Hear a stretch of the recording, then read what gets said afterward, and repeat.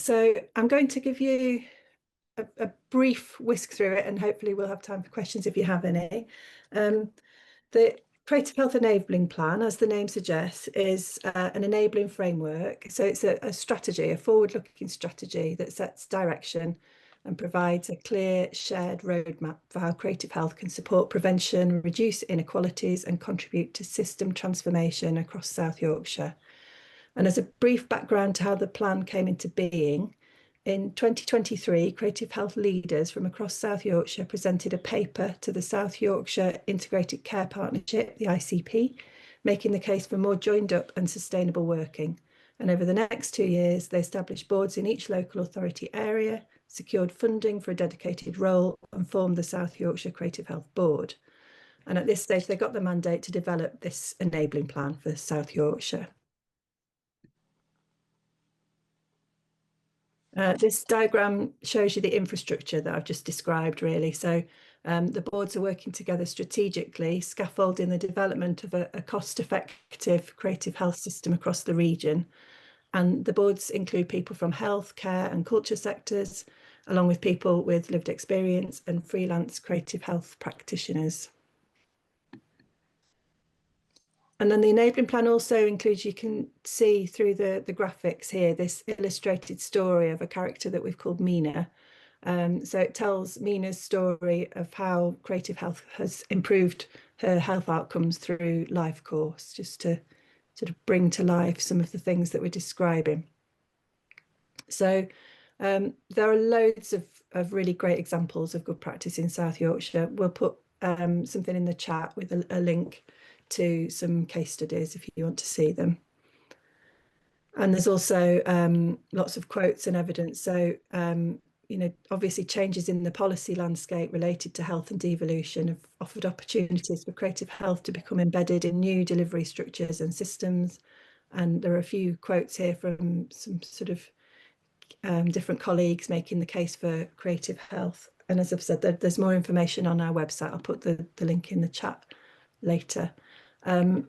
So the plan was developed through collaboration between health, local government, cultural and voluntary sector partners, and it positions creative health as a core contributor to prevention and inequalities reduction. So rather than focusing on individual projects, it aims to create the conditions for creative health to be coordinated, sustainable and embedded. It's aligned with national and regional strategy.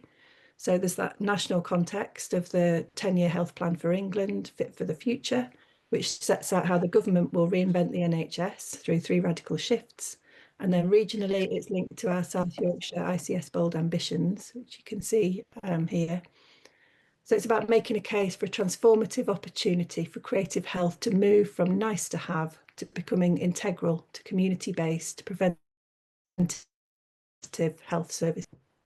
And the creative health sector in South Yorkshire is really rich, it's really diverse, but in common, I think, with lots of areas in the UK, it's poorly networked. So there are pockets of excellence happening in isolation at neighbourhood level, at grassroots level, often led by freelance practitioners. This part of the plan sets out an approach to building a supportive infrastructure. This is the work that we'll skipped on a bit quick, sorry. This is the work that we're really sort of getting our teeth into now since launching the enabling plan and thinking how, you know, how to develop this infrastructure that actually impacts and supports the people working on the front line and our communities.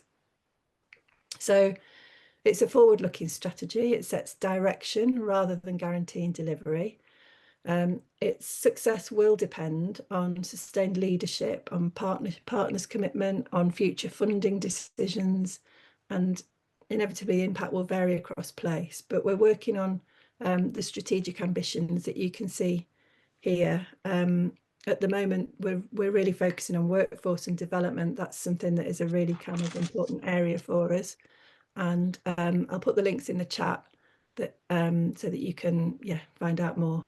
So I hope you found that useful, interesting, and if anyone's got any questions, I think we've probably just got time for one question before we move on. Let me work out how to stop sharing again. No? Okay. So Kayla, have you had an eye on the chat? Have you seen any questions coming in We so haven't had far? any questions in the chat. I was just wondering if anybody had a digital hand up. I was just checking. Great. No, maybe not. Great. No. Okay, let's keep it. So now we're going to be hearing from Lucy Robertshaw, who's the Director of Creative Health for Darts, and she's going to be telling us all about what's been happening in Doncaster. Thank you very much indeed. Do I need to pin myself or anything, or shall I just crack on? We can see you, Lucy, don't Just worry. crack on. So I've been working with Rachel, so we presented together with other members on the team on the call today to South Yorkshire Integrated Care Partnership, and then being involved in the development of the strategy as well. So yeah, essentially I've got sort of two heads on really. So I work for Darts, which is a participatory arts charity in Doncaster. I've been running for 35 years. So I'm the Director of Creative Health and I manage all the adults programmes. I'm also the non-academic lead for the UK Research Innovation Funded Programme, which is looking essentially at creative health boards and how we can replicate that model across the UK to ensure that people can work collaboratively together. So I thought I'm not going to do any slides. I have had some slides, but I think I'm just going to talk instead, and then there'll be time for questions afterwards. So our Creative Health Board has actually been running since 2018, and it was prompted by the APPG Creative Health Report, really. And myself and the Director of Public Health at the time, Dr. Rupert Suckling, came together to say, this is an incredible document, but actually a lot of this work is already happening in Doncaster and has been happening for years. So how do we use this incredible resource and publication to bring together arts and cultural sectors to look at everything from early years right the way through to end of life, highlighting what's already happening with the cultural organisations in Doncaster, but trying to get buy-in from health and social care, NHS, etc. So we had an event, incredibly popular, and from that we formed the Creative Health Board, which at that point was called Arts and Health. So I've sort of worked in this sector for about 27 years now. It's called everything, isn't it? Participatory arts, socially, all of this stuff, arts and health. So creative health is our focus now. So today what I'm going to do is I'm just going to talk a little bit about the practical, how that board works in practice, what the challenges are with it, and what we're currently working on. And then at the end, I'll briefly talk about the research that we're doing, but in sort of shorter amount of time. So yeah, we formed in 2018. We are made up of the key arts organisations in Doncaster, which are Darts, Cast Theatre, and Heritage Doncaster, which are part of the council. So that's all the museums and galleries. We are then joined by people from public health. So these are all strategic leaders in their own field. So public health, we have the hospital, Doncaster Ambassador Teaching Hospital. We have the head of the allied health professionals, so that's everybody that looks after sort of, physios, OTs, etc. We have clinical leads, which has been brilliant. So we've got practicing doctors on there who are also clinical leads. The council are involved, Doncaster, DWP are involved, the job centre. And I think the reason we had some researchers to come in to look at this, so there is a report on, the way that the Creative Health Board is working. One of the things that they spotlighted is the fact that what we do is we meet every month for 1 hour and we do it hybrid. So we have people in the room, people at home, and it just means that people, particularly in the hospital or GPs, etc., can join and be part of it. We have a very simple structure. We have a spotlight for the first 10 minutes, and we ask people that are members of the board to think about anything that revolves around creative health that they would like to come and talk. It could be a presentation, it could be a challenge. So in the last few years, we've had GPs coming and talking about their own experience about being in surgeries and how easy or hard it is to actually prescribe somebody into creative health. We've had Heritage coming along and talking about programs such as Read and Rewind and work that they're doing with drug and alcohol services, and presentations on things like Tuneful Chatter, which is our early years program. These create quite a lot of really interesting debate about, yes, the merits of creative health, but also how difficult it is in a practical setting to get it embedded. And we're all essentially aiming towards one clear mission. So our mission is that everyone in Doncaster can access participatory creative activities so they feel happy, healthier, and more resilient. And we start with that at the beginning of every meeting, just to kind of remind people of why we're here.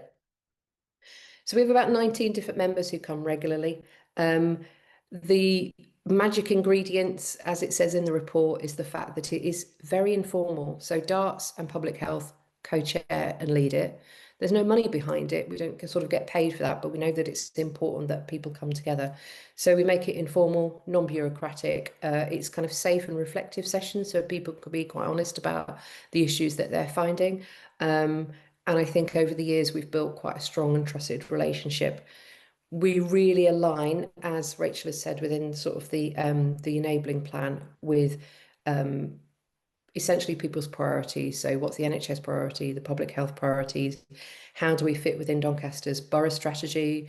How do we link with the cultural strategy for Doncaster? And all of it just kind of strengthens. Challenges, because there are challenges. Sometimes attendance is uneven. Because people obviously have lots of things to do. The beauty with a 1 hour thing every month is even if you miss one, you're back in again in the room 2 months later. With the challenges to the restructure of the South Yorkshire ICB, we've lost our 2 clinical directors who are GPs because they are no longer part of the South Yorkshire ICB, which means they haven't got the capacity to attend anymore. That's happened in the last 3 weeks.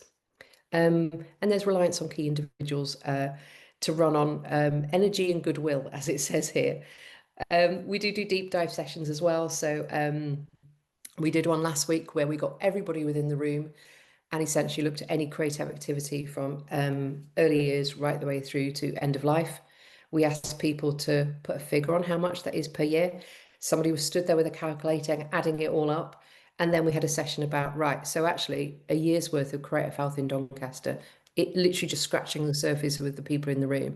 That's about £850,000 worth of work that is happening every single year that we were all scrabbling around trying to find.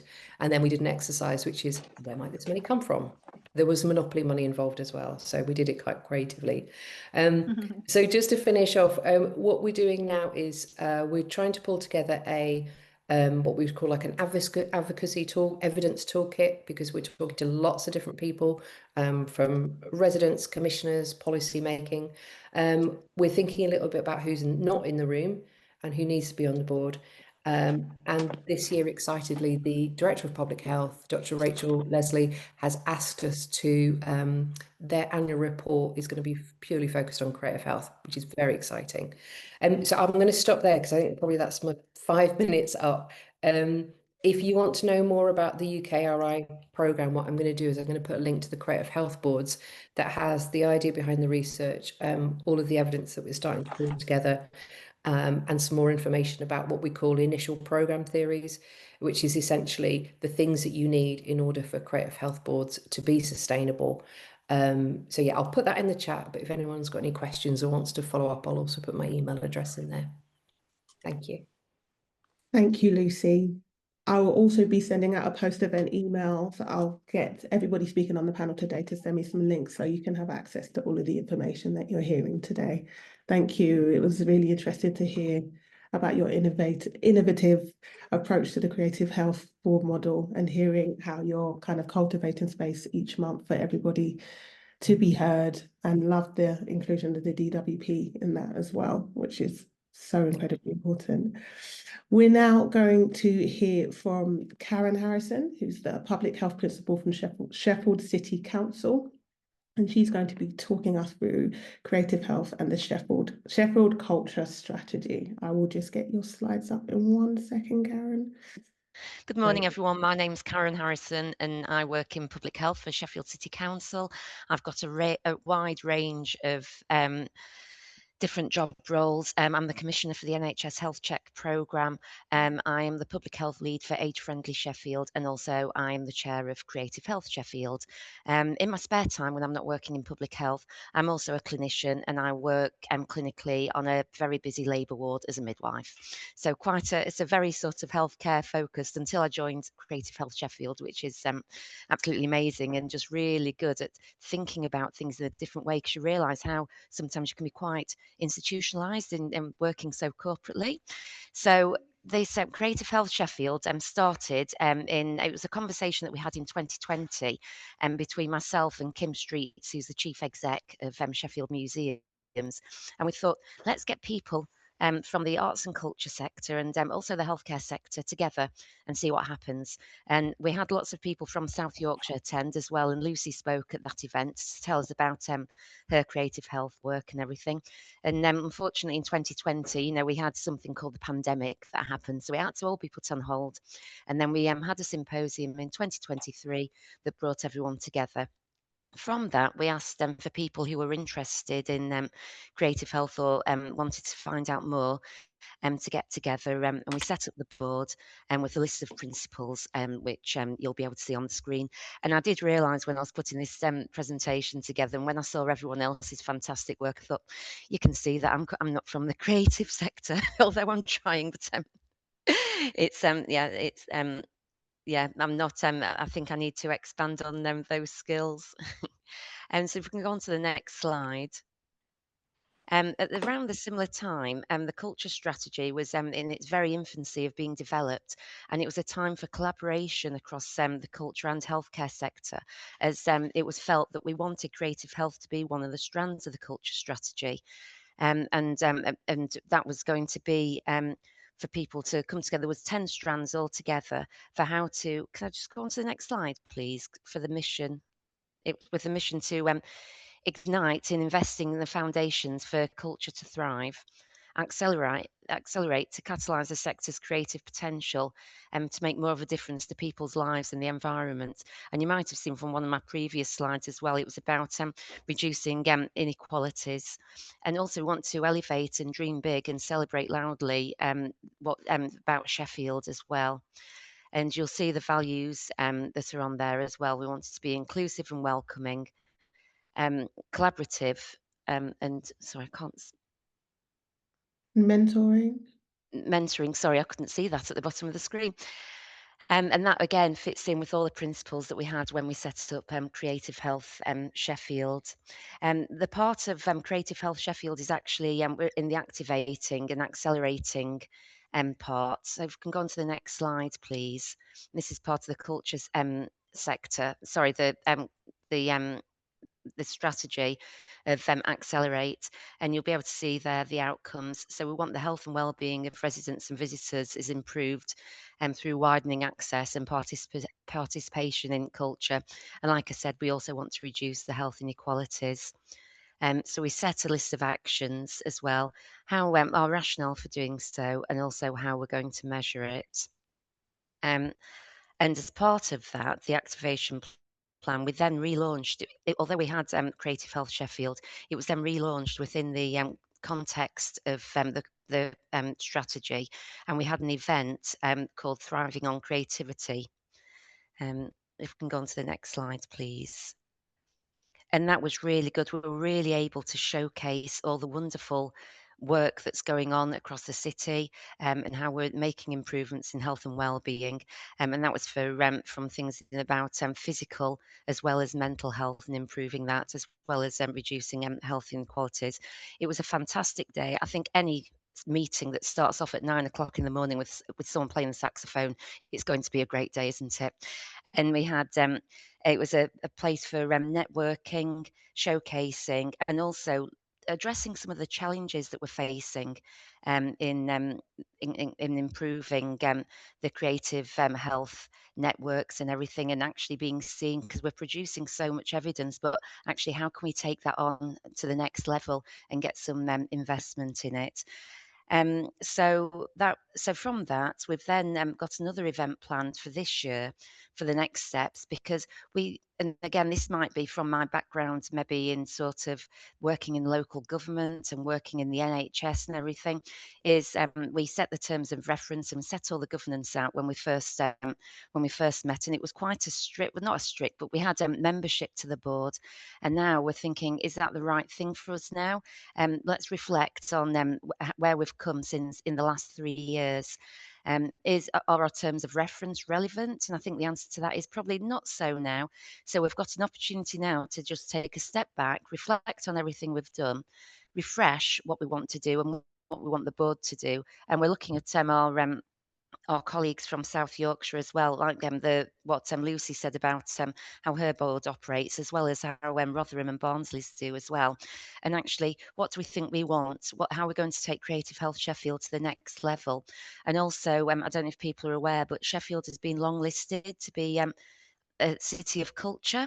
So we're hoping that actually creative health will fit into our bid as well, to put us more on the national stage.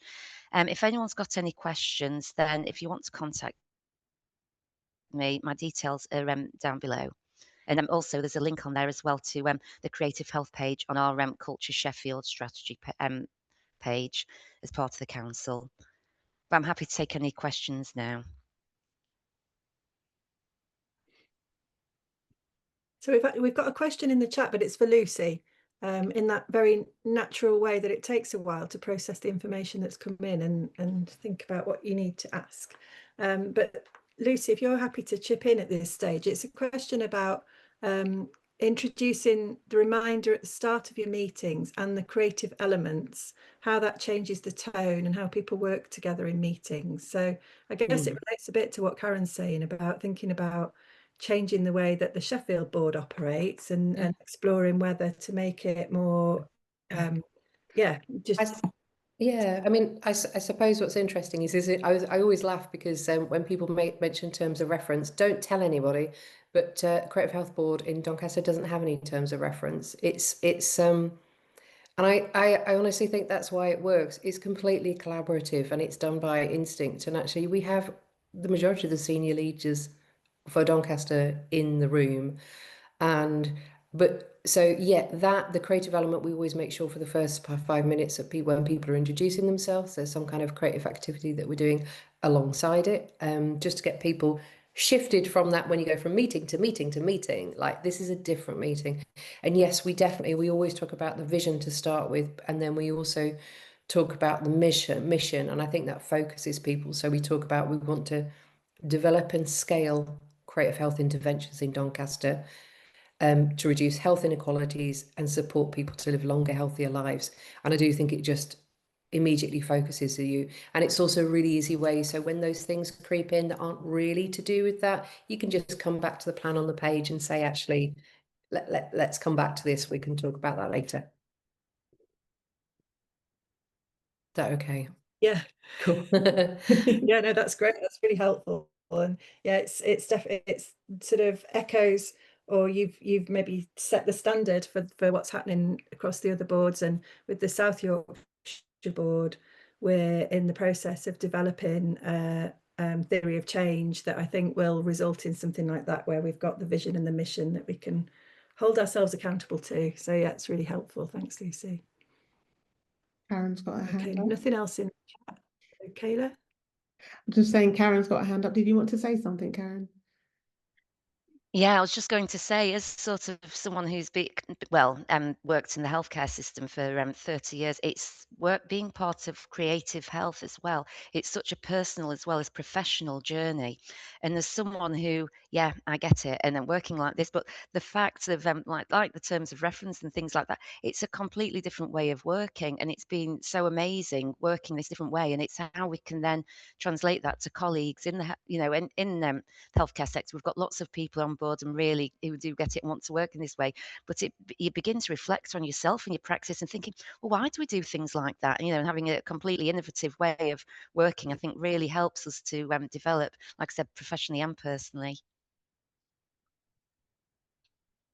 Thank you, Karen. We've also had another question in the chat From Nick Denham from Hertfordshire Public Health. He's saying, knowing about the research and examples is very helpful. Is there a national drive for creative health boards from the top of the system? Shall So I? Opening it. yeah, you go, Lucy. I'm just going to put into the chat the link to the I mean, I would say no, there's not. I mean, that's sort of the point of the UKRI 3-year programme, is that what we're trying to do is essentially create a replicable model. So we have something called the Creative Health Learning Board, which we've had two meetings so far online, been very interactive. And that's from people up and down the country that are very interested in this model.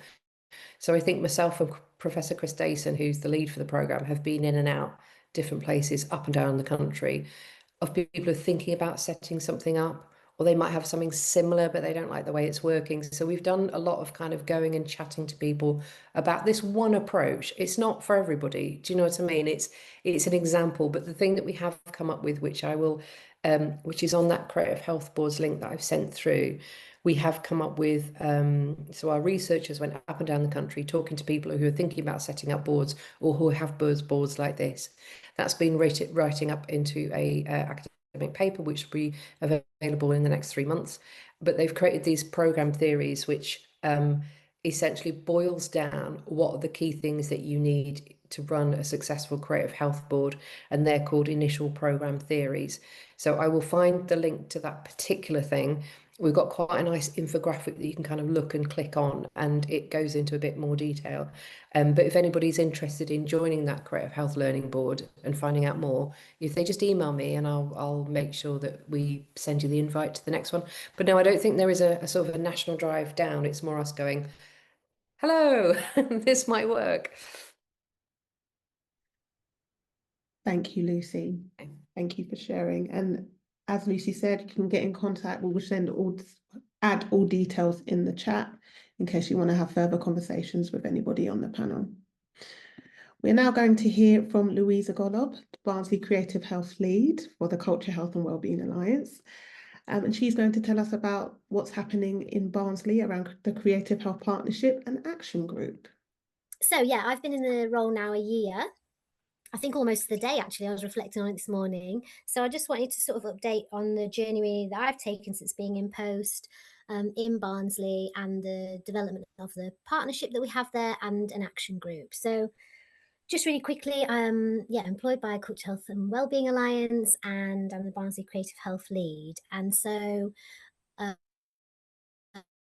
an organisation locally are trying to advocate for and strengthen the creative health sector, and that involves really sort of finding out what's going on in the sector, supporting people to connect, provide training, and seeing where there's opportunities to strengthen what's already going on and where the gaps are.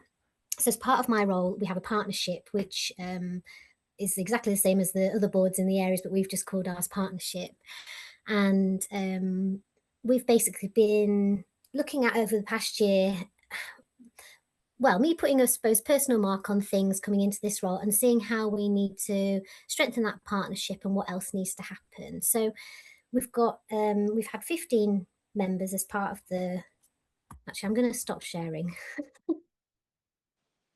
That's all right. Has it stopped sharing? Yes. Can you just see my face now? Yeah, we've just got you. Okay, great. That's less distracting. I hope that's all right. Yeah. So basically we've had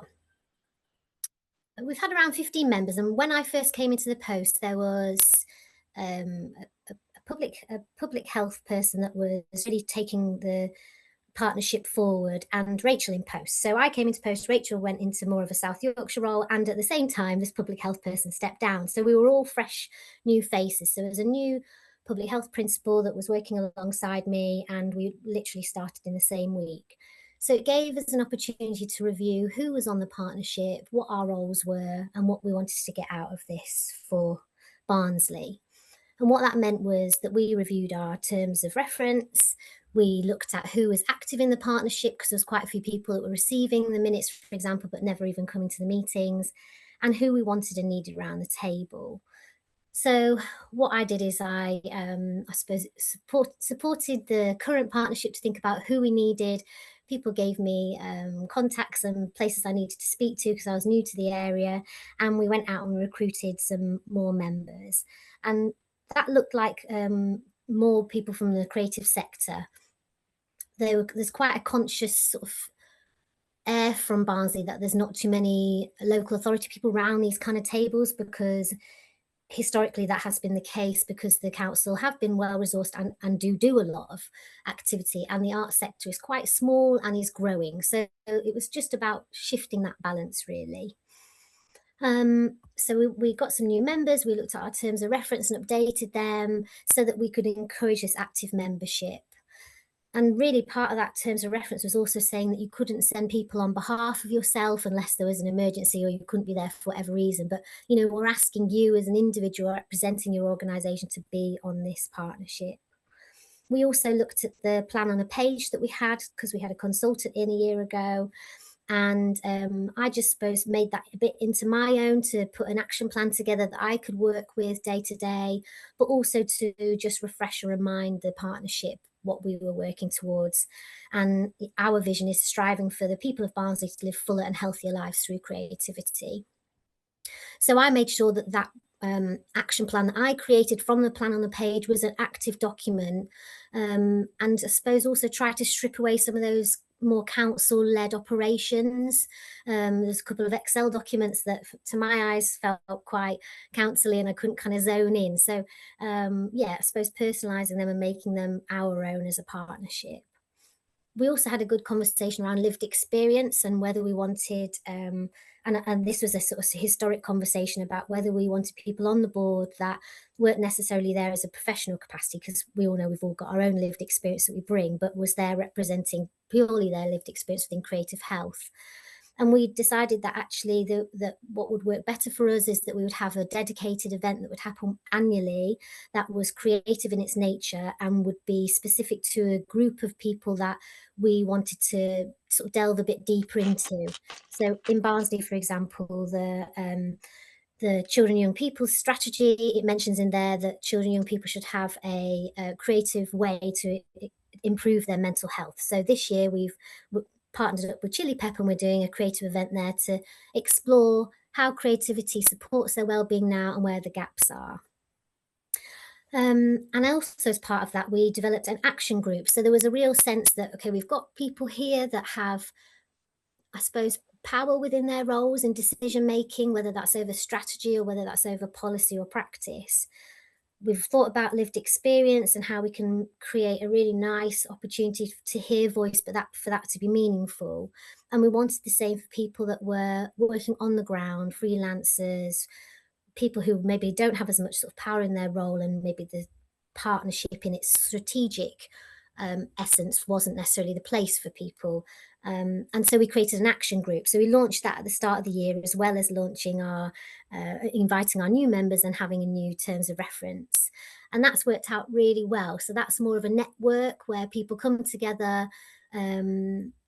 It's creative in its facilitation. I'm there facilitating, and we just meet for an hour. We provide food, and really we're saying this is a space to connect, to feel valued, and to feel part of this growing sector. So that happens for an hour, and then an hour after that, so it's quite a big day for me, we then have the partnership meeting, and in between we have lunch and an opportunity to sort of cross over and network. So it's really nice. There's that cross-pollination, there's the networking session, and then there's this sort of more strategic focused meeting.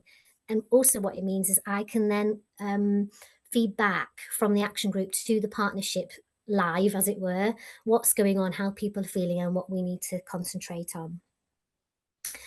Just quickly, we also then have 2 chairs, and at first that was myself that was chairing it alongside the public health principal, but now we've got the head of culture and head of service for public health, and they sort of put themselves forward, which was great because they've become real active advocates for creative health in Barnsley, but also they're recognising that this is an opportunity to support and cultivate somebody from outside a local authority to take on that chairpersonship, and in the meantime me facilitate and make sure that's a really creative, active space.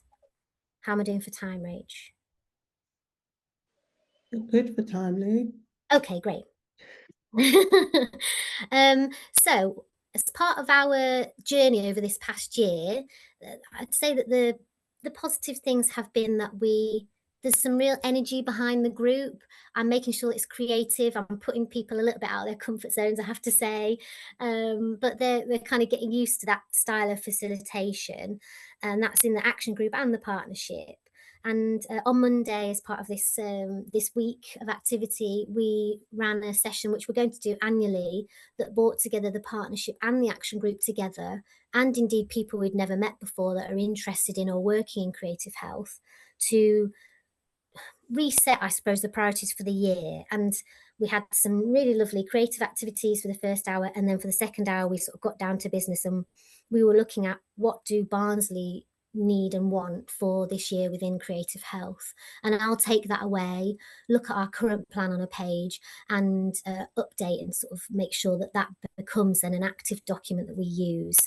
And I have to say it was great, because I think people felt like their voices were heard.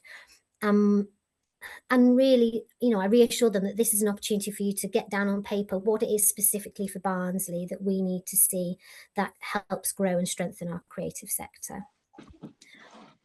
Just quickly, a couple of challenges have been, for example, the new members. I recruited 4 or 5 new members, and only one so far has come to a meeting.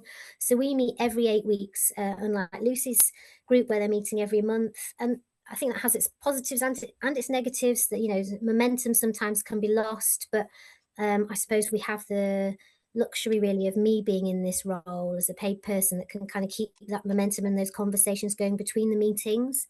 But it also means that sometimes if people don't come, then we don't see them for a few months. So it looks like everyone can come in July. So, you know, I recruited at the end of last year and sort of mid this year, and it will be a case of me making sure that those members feel absolutely part of what we're delivering, and we start to work as a team. And then also just getting people to feel on the partnership that there is an active role within our action plan, that it's not because my role is here, there can be a bit of a reliance on me enacting what the plan says. And really there's a responsibility from me and the partnership that everybody takes some sort of a lead in making sure that those areas that we're wanting to work on are overlooked and also supported by the members within the partnership. And then we feed that back into the action plan and we continue that loop of conversation. I think that's it. Thank you, Louisa. It's really nice to hear about all of the amazing things you're doing in Barnsley with the partnership and the action group, and the importance of that cross-pollination between the two and creating those spaces where everybody can truly be heard. I have added a link in the chat if you wanted some more information about the partnership and the action group, and also we'll follow up in an email. Does anybody have any questions? I couldn't see anything in the chat, Rach. No, there's nothing new in the chat. That's a direct question. There's a comment from Jonathan Bradley proposing a bit of a sort of a shift that is quite interesting. He's saying that we often talk about how creative health can deliver positive health benefits, and what would it mean if we started to say that creative health does deliver positive health benefits. So yeah, I think that's a really interesting proposal, and something for us all to reflect on. Oh, Victoria has a question. Hi, it's been really interesting, because even though I know quite a lot about some of these groups, I feel like I've learned a lot. Thank you. I don't want to drop anybody in it, but I'm interested. We've talked a lot about sort of participation and making sure that people's voices are valued in these processes, and I wonder if you could talk a bit about payments and freelancers and some of the work, because I know all of you have thought really hard about how to ensure people's time is valued in these groups, and it's something that we don't talk about very much. And I'm just interested in anybody who wants to sort of throw in a couple of thoughts about that. It doesn't, I recognise it's not always possible because we've got such limited budgets, but yeah. Yeah, thanks, Victoria. I think, yeah, really just to say that we've made sure where we've got a paid role that they also have a budget that can pay freelancers in. I think all of the boards now, if they have any freelancers or people on a low income involved, they they offer payments for that. If people, for whatever reason, can't receive payments, then we can offer vouchers and find ways around it to make sure that everybody is supported, so that, you know, we don't replicate the health inequalities that exist, and so that we make sure that artists aren't the only people in the room that are not being paid to be there. I think it's a really important principle. I can put a link to the Culture, Health and Wellbeing Alliance's policy on paying freelancers, and it's something that we haven't had any problems really getting any of our partners to adhere to that principle, I would say. I don't know if that's relevant as well. Maybe, I don't know. I'm not going to say that because it might not be. And then I'm asking someone to speak on something that's not important to them. Can I respond? Is that right, Rach? The offer is there, of course, and people take up that offer for support where they need it financially, but it doesn't overcome the barriers that those either freelance or very small organisations have of capacity. So it's not, I suppose it's not a quick win is what I'm trying to say. And there is something about where there is a role like mine in the area and having that capacity to engage those individuals, those small organisations in between those meetings and beyond those meetings. And we, for example, have had some funding through Innovation Fund, through the Public Health at the local authority, to run nurturing sessions and training sessions for the sector. And that's then allowed me to put those smaller organisations in, because, you know, rightly so, they need to have their time covered and they need to be continuously peddling their wares. So wherever there's been an opportunity for us to bring in those funds and engage those organisations beyond the meetings, that's really positive as well. So I think we've got 10 minutes left and we've got time to hear from Rotherham. Great. So this will be a bit of a whistle-stop tour in the final 10 minutes. So my name's Victoria and I'm Head of Culture and Engagement at Wentworth Woodhouse, which is one of the cultural venues in Rotherham. And I'm talking to you today about a very specific example of how the Creative Health Board in Rotherham has been deployed, so to speak. So you can kind of see the practical work that we're doing on the ground. So what I'm talking to you about is the Children's Capital of Culture. So Rotherham was the world's first Children's Capital of Culture, and this was in response to a mandate that was given to us by children and young people in Rotherham who had identified the need for greater investment in creativity, culture and opportunities for people like them. This ambition, they really wanted to create a Rotherham that they could be proud of. They wanted to be able to Google their town and find positive headlines. So we made this happen. So in the festival year and in the run up to it, the Children's Capital of Culture saw major events programming, creative learning programmes, paid traineeships at cultural venues across South Yorkshire, and so much more. And crucially, all of these activities were co-designed and developed by young people for young people. So collaboration was really at its heart. I could talk to you about Children's Capital Culture for years. So I really encourage you to follow the links in the presentation at the end to find out more about the incredible work. As part of the development for Children's Capital of Culture, the team spent lots of time getting to know the needs of Rotherham's young people. And across Rotherham and in South Yorkshire, and like many places, we are seeing growing wellbeing challenges among young people. Anxiety, isolation and pressure have become increasingly common experiences. In Rotherham, what this looks like is 18% of our secondary school pupils are saying that they feel lonely most of the time. And referrals to youth mental health services are over twice the national average. And at the same time, young people are telling us that traditional support structures don't always feel accessible or comfortable for them. Research carried out by With Me in Mind, which is the school's mental health service here, told us that boys instead are often turning to music, drawing and sport for wellbeing, and that they'd be much more likely to engage in mental health support if it was creative, sporty or outdoors. So it became clear that creativity could play a real part in supporting the wellbeing needs of young people in Rotherham. And in 2025, funding made possible through Arts Council England's Place Partnership and Children's Capital of Culture enabled the commissioning and delivery of creative health activities for children and young people. So we, and by we I mean the Rotherham Creative Health Board and Wentworth Woodhouse, have been able to invest in the incredible creativity and knowledge that already exists in local organisations within Rotherham.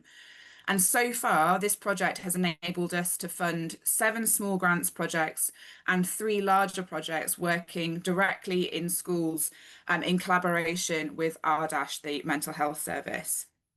And these projects have been really wide-ranging, everything from visual arts through to skateboard art, collaborative storytelling, archaeology, dance, you name it, it's there.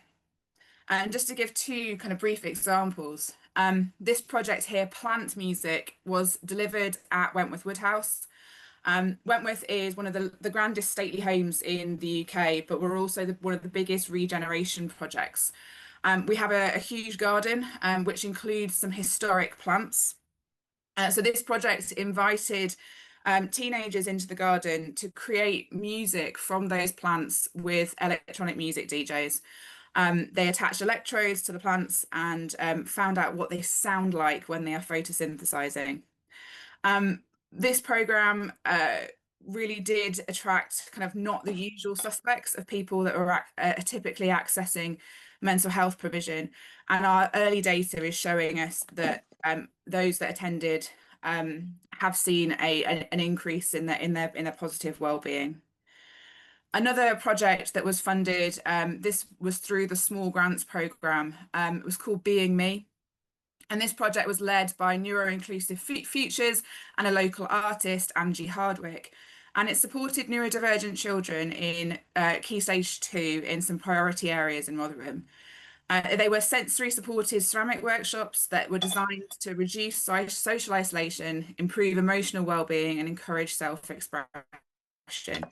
The sessions helped participants to develop sculpture, culminating in a public exhibition. What we've noticed from the evaluation is that school staff have reported higher levels of engagement and increased openness around autism and ADHD. What the young people shared that's been quite noticeable in this evaluation is that they enjoyed working with adults who themselves had lived experience of neurodivergence, providing positive role models for them. I mentioned at the beginning that the Children's Capital of Culture programme was entirely co-produced. So one of the most significant parts of this project is that the Creative Health Board has worked with young people to review all of the applications that were put forward to the funding. And it was the young people who worked with us to decide where that money should go. So we worked with a youth programming panel, which is young people aged 13 to 25, who considered all of the applications. And the process gave us a really clear picture of what young people are actually looking for in activities that support creativity and well-being. So I don't necessarily have time to go into all the depth, but to kind of summarise, what became really clear is that young people weren't just looking for creative activities, they were looking for experiences. The projects that scored highly tended to offer something unusual, exciting, or different from what they would normally have access to. And it's important to measure that for some young people, projects that involved what some might consider relatively easy to access craft materials like clay scored really highly because they weren't things that they had access to anywhere else. So we didn't necessarily have to think, extraordinary. What did become really clear in this collaboration with young people as we were trying to work out where to apply where to send the money is that the panel paid really close attention to who was delivering the work. And they were really confident in projects where people could demonstrate experience of working with young people and that they were people that were really skilled in the activity they were delivering. So they were looking for genuine artists, which was really great to see. But perhaps most importantly, they were really clear, they could really tell when an application had said it had consulted young people and perhaps hadn't. The consultation with young people really did have to be genuine. Another of the lessons we've learned in this project, which I'll touch on briefly, is that we've been really fortunate to work with Me and Mind as part of this programme. With Me and Mind support young people's mental health in schools. But I just wanted to acknowledge that setting up that partnership didn't happen overnight. And it actually took us quite a long time to navigate NHS structures to find the right person, the right partner to work with, and particularly in the period of change we're having with integrated care boards. And I think that experience highlights some realities for creative health partnerships. We need to establish ways of communicating more effectively with our NHS peers. There are different systems and languages and timelines between arts and health, and I often found myself playing the role of translator. The creative health organisations and health systems also often operate on very different timelines. The arts sector can move quickly and experiment, whereas health systems often need more time, structure, and reassurance. So building the partnerships between those two worlds has required a lot of patience and relationship building.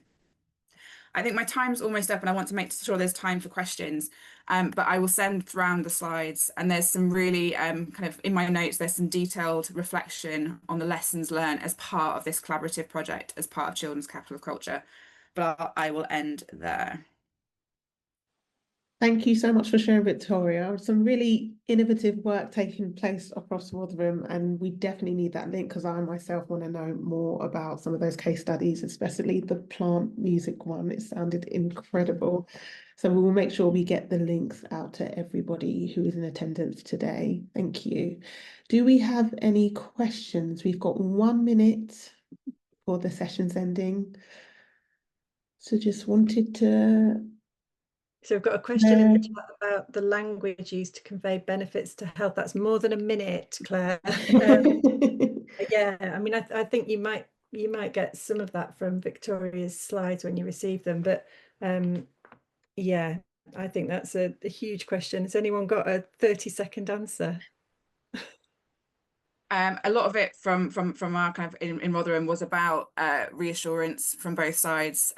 Often the conversations, even though I was going to people saying, I'm a commissioner, I've got money, there was a fear that it ultimately might end up needing to defund something else.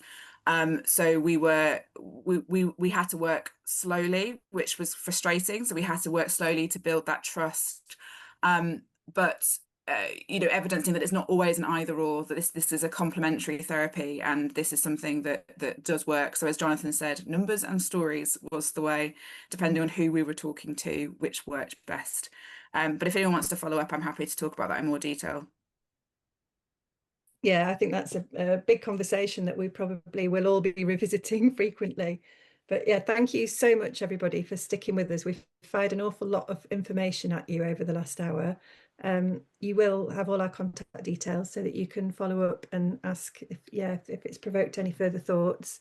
And thanks for the opportunity to share the work that we're doing. We're keen to learn from elsewhere, so do get in touch.